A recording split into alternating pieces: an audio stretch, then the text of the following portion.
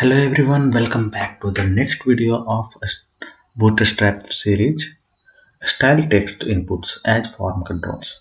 You can add FA paper plane font awesome icon by adding this means I class FA paper plane within our submit button element. Give your forms text input field a class form control. Give your forms submit button the class button primary. Also give this font button the font awesome icon of heavy paper plane.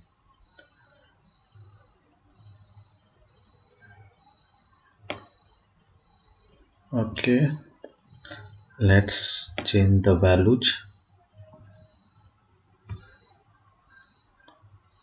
First, we will need to change the class for form input. So it will be form control, and the style of input field is changed. Now for the submit button, class equal to FA paper plane,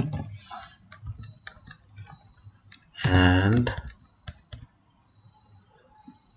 no, not paper plane. We will need icon afterward.